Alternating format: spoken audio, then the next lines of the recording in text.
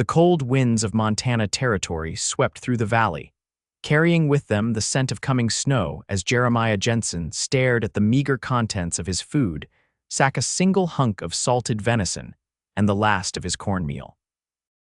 Winter of 1878 had arrived early in White Pine, and with it came the bitter knowledge that his failing ranch might not survive another season.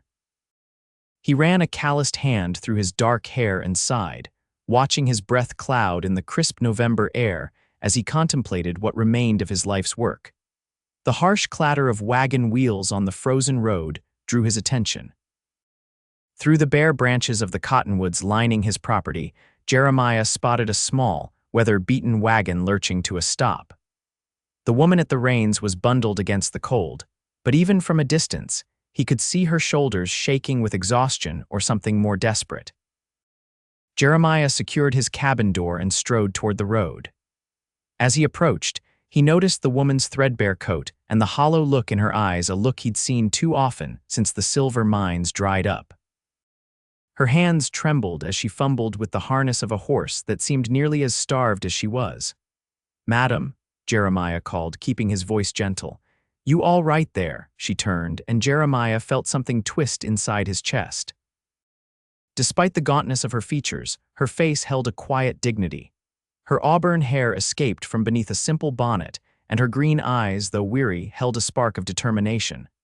"I'm fine, thank you," she answered, her voice betraying the lie with its weakness. Just resting the horse before continuing on to town, Jeremiah glanced at the exhausted animal.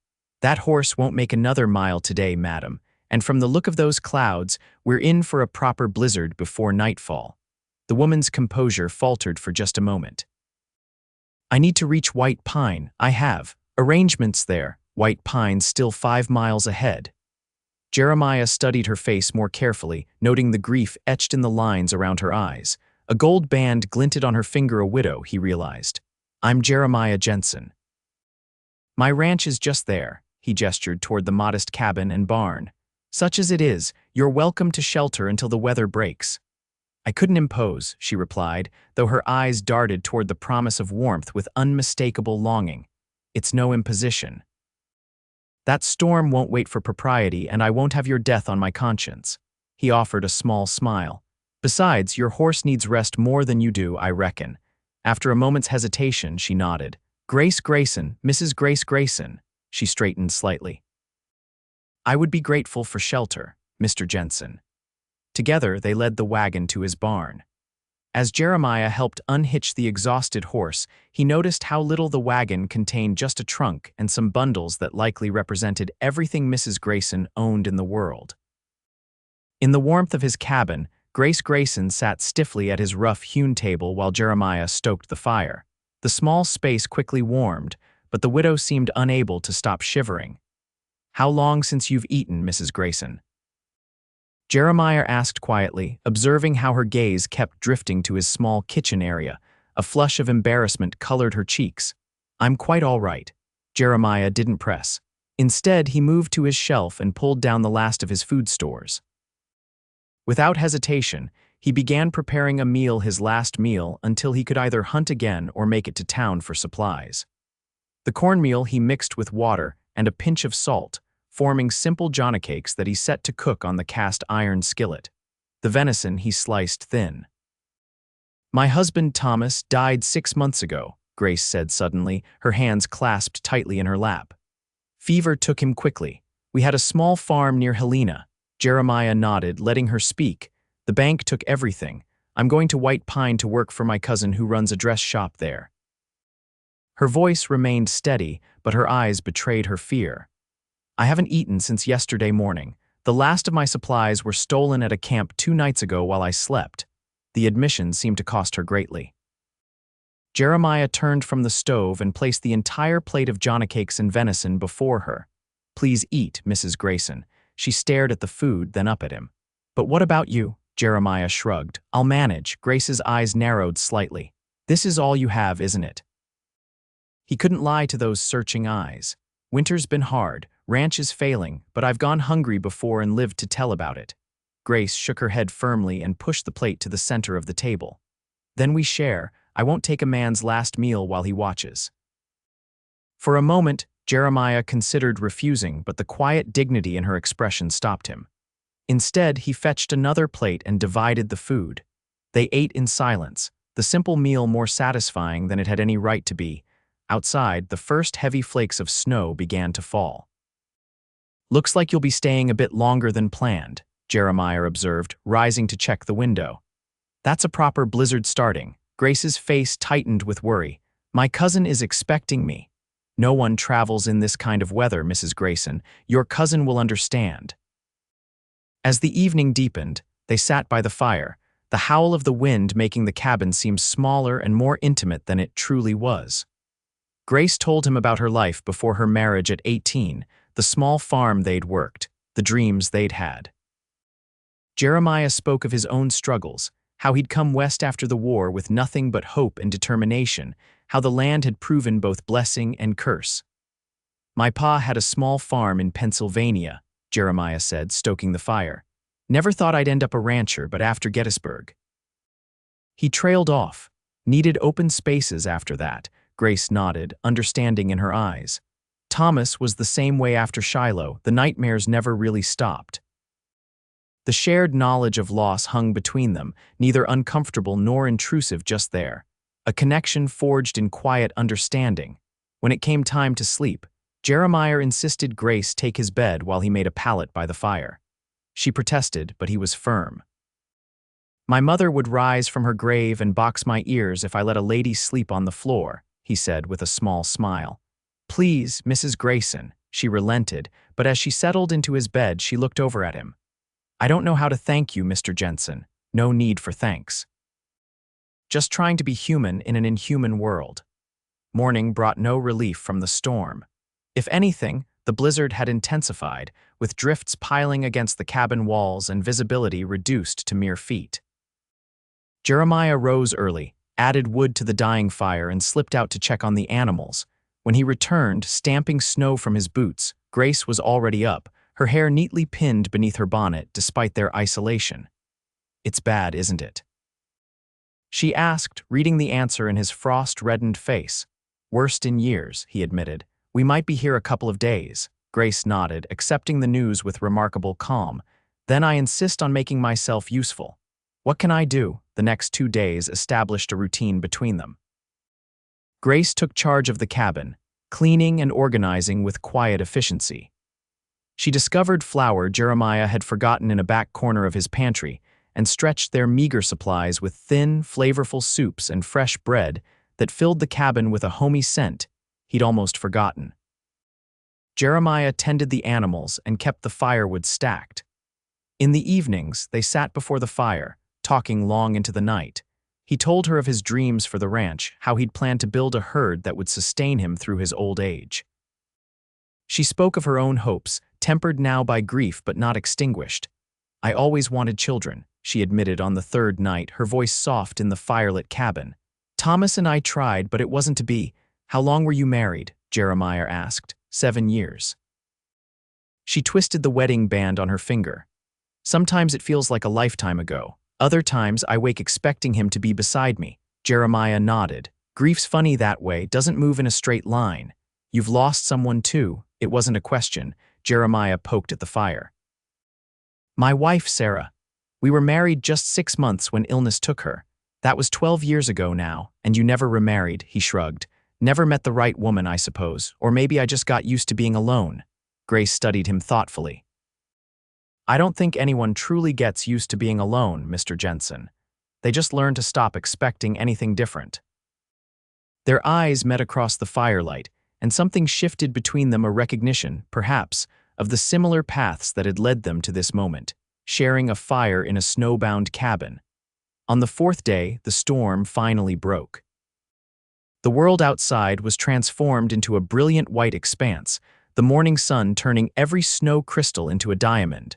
Jeremiah spent the morning clearing a path to the barn while Grace packed her few belongings. "I can take you into White Pine today," he said as he returned to the cabin. "Road should be passable by afternoon." Grace nodded, her expression unreadable. "I've imposed on your hospitality long enough." "It's been no imposition, Mrs. Grayson." They set out after midday, Grace's wagon following Jeremiah on horseback. The journey was slow through the deep snow, but by late afternoon, the buildings of white pine came into view, a scatter of wooden structures clinging to the mountainside, smoke rising from chimneys into the clear blue sky. Jeremiah guided her to a small shop with millinery and dressmaking painted on a neat sign.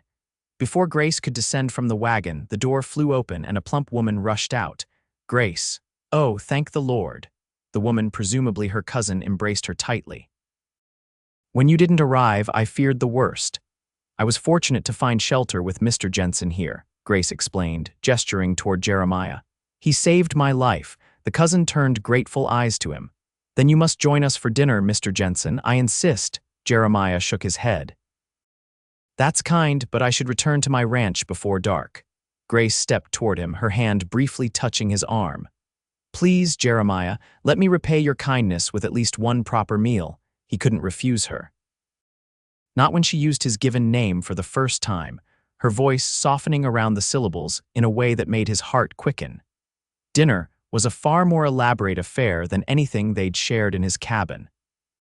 Grace's cousin, Martha, was married to the town's general store owner, and their home above the shop was comfortable and well-appointed. Jeremiah felt awkward in such surroundings, but Grace's presence beside him provided an unexpected anchor. As he prepared to leave, Grace walked him to the door. "Thank you again, Mr. Jensen, for everything."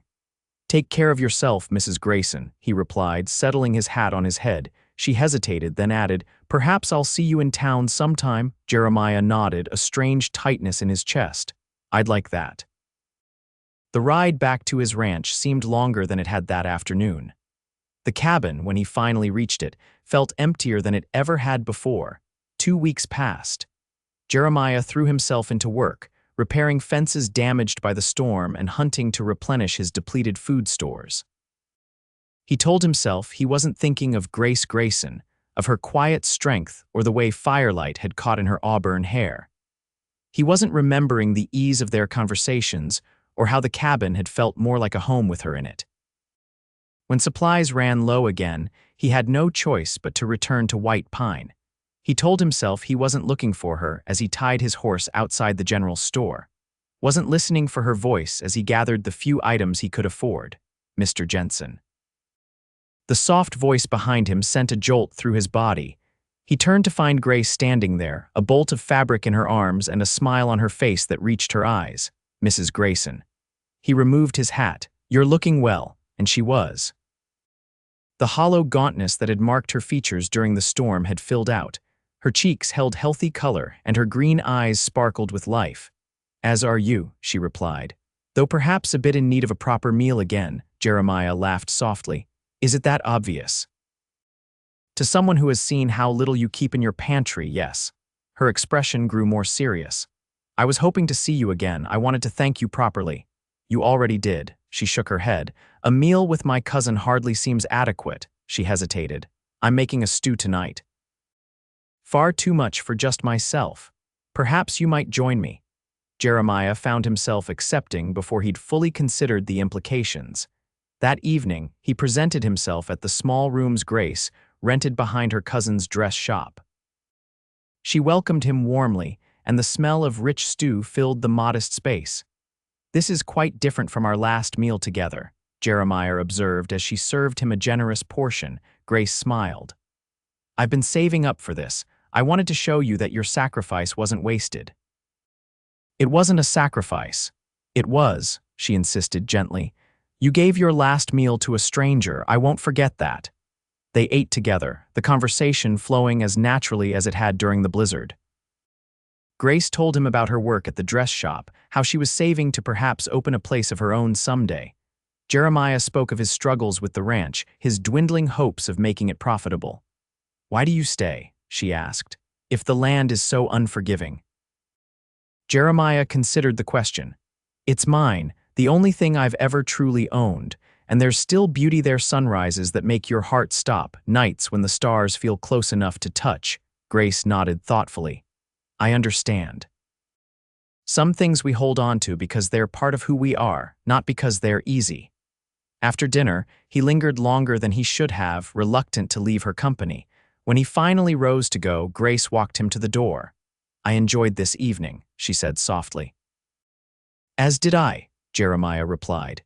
Then, gathering his courage, "Perhaps we could do it again sometime." Her smile was answer enough. Through the remainder of that winter, Jeremiah found reasons to visit White Pine far more often than he ever had before. Sometimes he and Grace would share a meal at her rooms. Other times, they would walk through the town, her hand tucked into the crook of his elbow. Occasionally, she would accompany him back to the ranch for the day, helping him with small tasks and bringing life back to the lonely cabin. As the snow began to melt, and the first hints of spring colored the valley, Jeremiah realized with startling clarity that he had fallen in love with Grace Grayson. The realization both elated and terrified him. She was a widow still wearing her husband's ring. He was a struggling rancher with little to offer beyond hard work and devotion. One evening in early April, they sat on the porch of his cabin, watching the sunset paint the mountains gold and crimson. "I received a letter today," Grace said quietly, "from my sister in Denver. She's offered me a position in her husband's dry goods store. The pay would be better than what I earn here."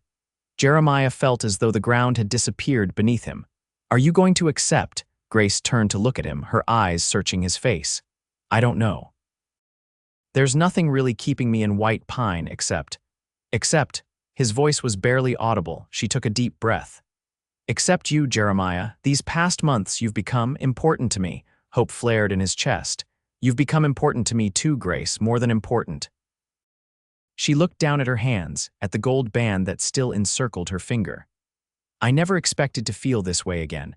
After Thomas died, I thought that part of my life was over." Slowly, deliberately, she slipped the ring from her finger and held it in her palm. "I'll always love him. He was a good man, a good husband. I would never ask you to forget him," Jeremiah said gently. Grace closed her fingers around the ring. "I know, that's part of why I've fallen in love with you." The words hung in the air between them, both shocking and inevitable. Jeremiah reached for her hand, covering her closed fist with his larger one. "I love you too, Grace. Have for a while now." She smiled through sudden tears. "What are we going to do about that, Jeremiah Jensen?" He brought her hand to his lips. "Well, I reckon that depends on whether you want to start over in Denver or take a chance on a struggling rancher in Montana." "I've already started over once," she said softly. "I'm not afraid to do it again, but this time I'd prefer not to do it alone." Jeremiah's heart thundered in his chest. "Are you saying you might consider staying here with me?" "I'm saying I might consider more than that." She turned her hand to thread her fingers through his. "If you were asking." Jeremiah studied her face in the fading light. "I don't have much to offer, Grace. The ranch barely breaks even most years. It's a hard life. I'm not afraid of hard work." Her voice was steady. "And a shared burden is lighter, isn't that what they say?" He stood suddenly, pulling her to her feet. "Wait here." Jeremiah disappeared into the cabin, returning moments later with a small wooden box. From it, he withdrew a simple gold band. "This was my mother's," he explained. "I've kept it all these years, not knowing if I'd ever have cause to use it." Grace's eyes widened as he knelt before her. "Grace Grayson, I know we haven't known each other long, but I feel like my whole life was leading me to that moment when your wagon stopped on my road. Would you do me the honor of becoming my wife? Of building a life here with me, however humble it might be?" Tears spilled freely down her cheeks now. "Yes, Jeremiah, yes." The wedding took place 2 weeks later in White Pine's small church. The whole town turned out for the celebration, Grace in a dress she had sewn herself, Jeremiah in his best and only suit. Martha and her husband stood as witnesses, beaming proudly as the couple exchanged vows. As they drove back to the ranch that evening now, their ranch, Grace leaned against Jeremiah's shoulder. "Do you think we're crazy?" she asked. "Marrying so quickly." Jeremiah wrapped an arm around her. "Maybe. But I've never been more certain of anything in my life." She smiled up at him. "Nor I. It feels right, doesn't it? Like we've found our way home after being lost for so long." That night, as they lay together in the bed that was now truly theirs, Jeremiah marveled at how much his life had changed in just a few months. From the brink of starvation and failure to a warmth and hope he'd thought forever lost to him. "What are you thinking?" Grace asked, tracing the line of his jaw with gentle fingers. That I'm the luckiest man in Montana territory, he replied, catching her hand and pressing a kiss to her palm. That I never expected to find this kind of happiness again. She nestled closer. We'll make this work, Jeremiah, together. Spring gave way to summer, and the ranch began to show signs of new life under their combined efforts. Grace proved to be not just a loving wife but a capable partner. She established a vegetable garden that thrived in the fertile soil near the creek. She learned to ride and help with the cattle. She turned the Stark cabin into a true home, adding curtains at the windows and wildflowers in jars on the table. Jeremiah found strength in her presence, taking on projects he'd long neglected. He repaired the barn roof and expanded the corral. With money from the sale of Grace's wedding ring, a decision she made without regret, they purchased 2 milk cows and a dozen chickens. The fresh milk and eggs provided not only sustenance, but a small income when Grace sold the excess in town. By late summer, they had reason to hope the ranch might actually show a profit that year. And they had another, more personal hope as well. Are you certain? Jeremiah asked when Grace shared her suspicion that she might be with child. She nodded, joy and trepidation mingling in her expression. It's early yet, but yes, I think so. I mean with Thomas and I. She faltered. Jeremiah gathered her into his arms. It's all right. We'll face whatever comes together. As autumn painted the valley in russet and gold, their hopes were confirmed. Grace was indeed expecting their child, due to arrive in the early spring. They prepared as best they could, setting aside a corner of their bedroom for a cradle that Jeremiah crafted from pine harvested on their own land. The winter that followed was milder than the previous one, for which they were both grateful. Still, Jeremiah worried constantly about Grace's health, insisting she rest more than she thought necessary and taking on extra work to ensure she had proper nutrition. You're fussing again, Grace told him one January evening as he stoked the fire for the 3rd time in an hour.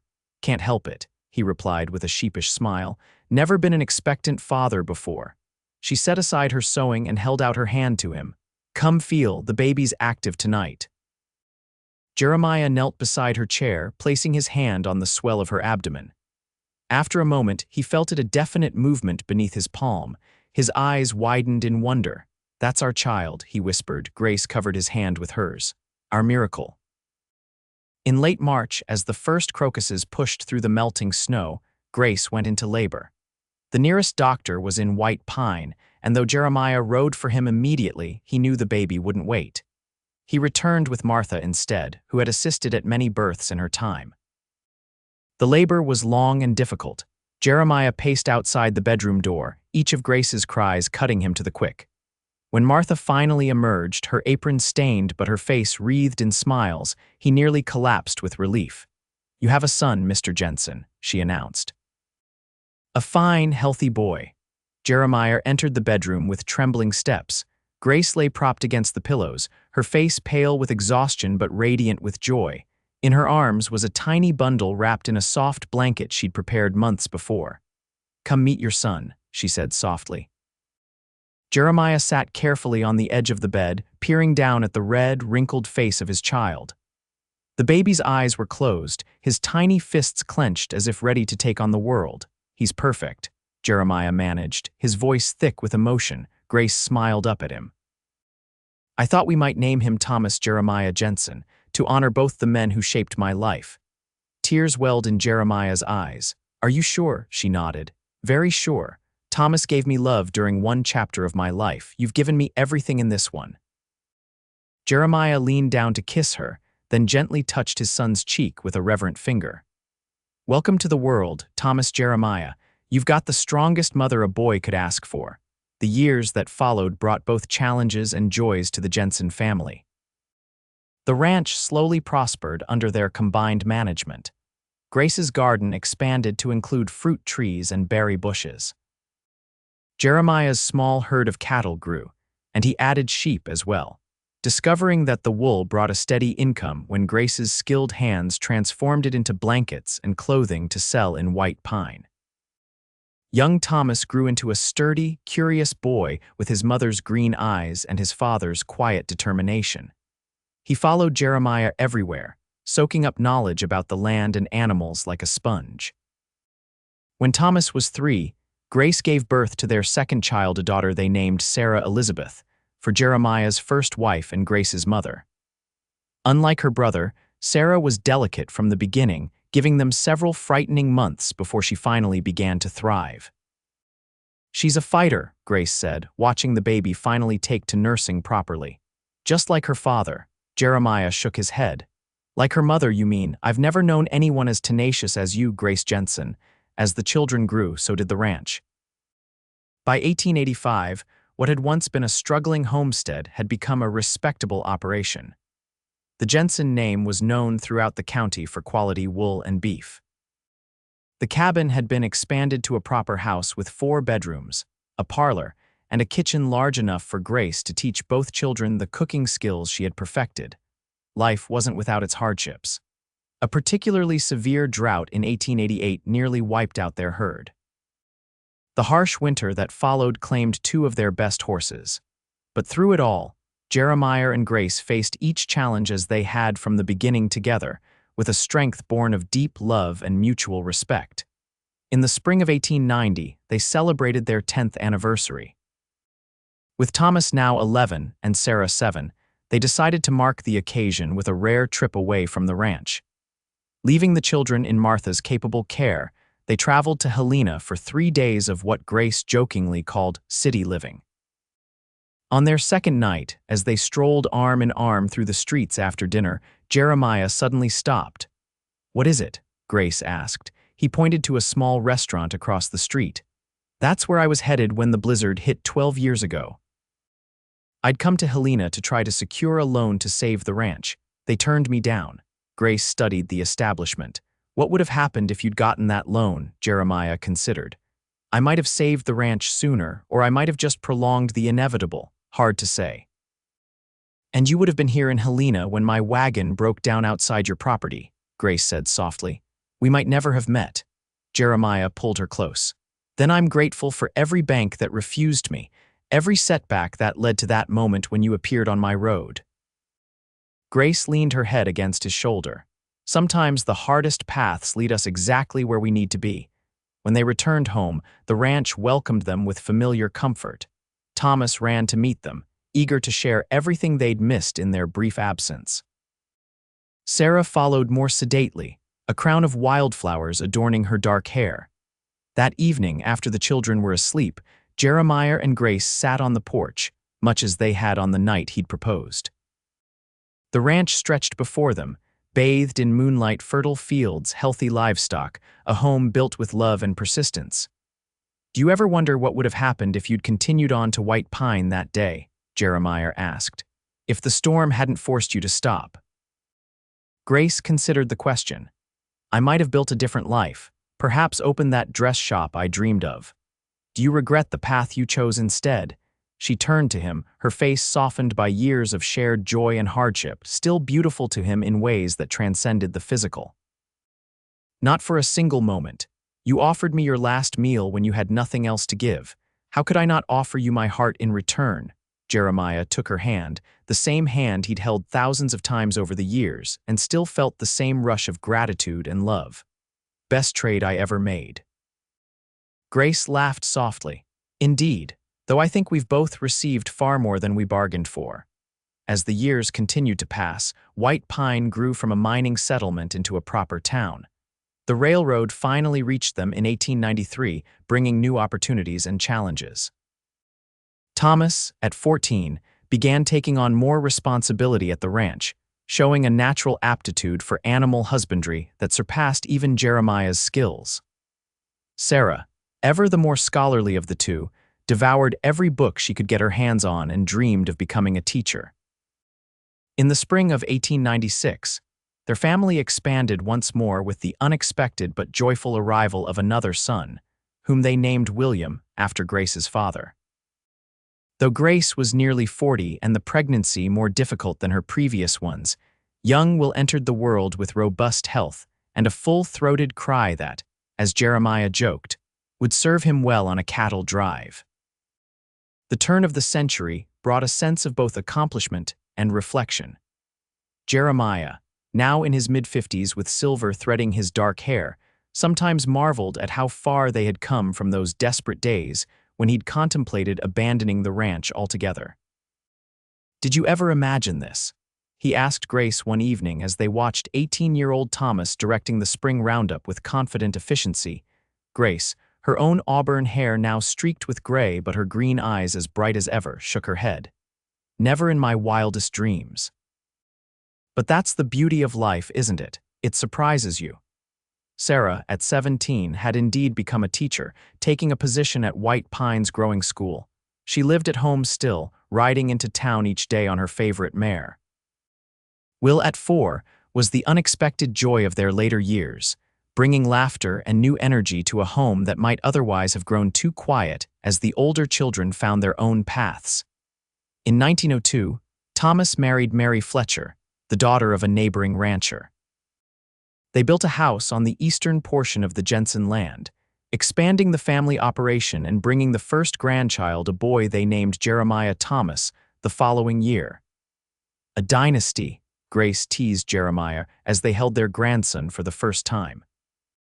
From one struggling rancher to all of this, Jeremiah cradled the infant with practiced ease, "All because you stopped on my road that day. All because you offered a stranger your last meal," she corrected gently. As they entered their golden years, Jeremiah and Grace watched with pride as the next generation took up the mantle of the ranch. Thomas and Mary had 3 children who grew up knowing the value of hard work and family loyalty. Sarah eventually married the town doctor and balanced teaching with raising twin daughters who inherited her love of learning. Will, showing an entrepreneurial spirit neither of his parents fully understood but both supported, established a successful freight company that served the growing communities throughout Montana. In the spring of 1908, Jeremiah and Grace celebrated their 30th wedding anniversary surrounded by children, grandchildren, and friends who had become family over the decades. The ranch, now known throughout Montana as Circle J, hosted a gathering that lasted an entire weekend. During a quiet moment, as twilight painted the sky in shades of amber and rose, Grace found Jeremiah sitting on their porch, watching the celebration continue in the yard below. "Penny for your thoughts," she said, easing herself into the chair beside him. Jeremiah reached for her hand, a gesture as natural as breathing after 30 years together. "Just thinking about how rich we are." Grace followed his gaze to where Thomas was showing his oldest son how to properly throw a lasso, while Will's infectious laughter rang out from a group playing horseshoes. Sarah sat nearby, her twins on either side as she read them a story. "Rich indeed," Grace agreed.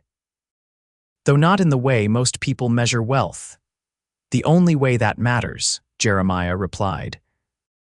That night, after their guests had retired to tents set up across the property or returned to homes in town, Jeremiah and Grace stood in their bedroom, the same room where they had welcomed each of their children into the world, where they had shared thousands of conversations, dreams, and moments of both joy and sorrow. 30 years, Grace marveled, unpinning her hair. "Sometimes it seems like only yesterday that I was a desperate widow stopping at a stranger's ranch." Jeremiah moved behind her, helping her with the buttons of her dress as he had done countless times. "And sometimes it feels like I've loved you for eternity." She turned in his arms, her face lined with age but her eyes still holding the same spark that had captivated him from the beginning. "Do you remember what you said to me that first night? When I asked why you would give your last food to a stranger? I said I was just trying to be human in an inhuman world," Jeremiah recalled. Grace reached up to touch his face, her fingers tracing the familiar contours. "You were wrong, you know. What you did wasn't merely human. It was extraordinary, and it changed everything."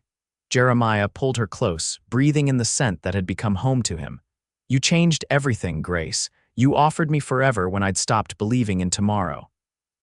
As they held each other in the quiet of their room, the past and present seemed to merge, 2 souls who had found each other against all odds, who had built a life richer and fuller than either could have imagined on that snow-swept day in 1878. Outside their window, the Montana sky spread vast and star-filled above the land they had nurtured together. the land that had sustained them through hardship and bounty alike. In the distance, a coyote called, its lonely song a reminder of the wilderness that still existed at the edges of their world. But within the walls of the home they had built, there was only warmth, security, and the unshakable certainty of a love that had begun with a simple act of kindness, a struggling rancher's last meal offered to a starving widow who, in return, had given him everything.